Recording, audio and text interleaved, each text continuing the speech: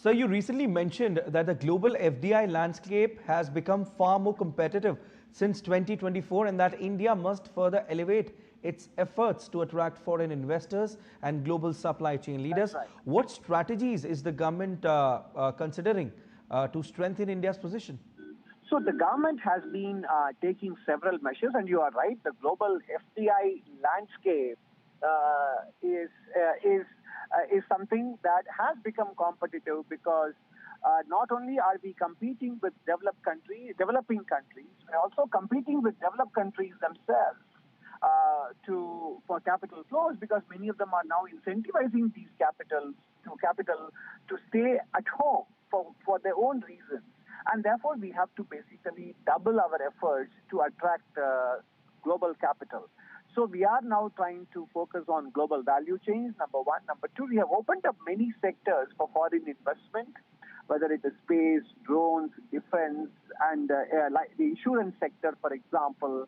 And the Prime Minister also has spoken about nuclear energy generation to be open to the private sector and foreigners, etc. So we are continuing to make several sectors of the Indian economy open to foreign investment.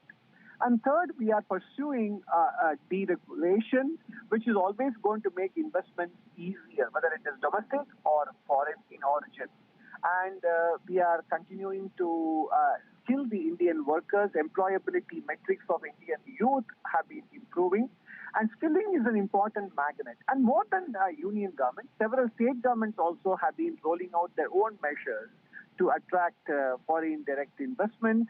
And we have launched a semiconductor mission where we are inviting foreign chip manufacturers together with Indian joint venture partners to invest in India. And more recently, for example, the Reserve Bank of India has approved financial services acquisitions by foreign banks of some Indian entities.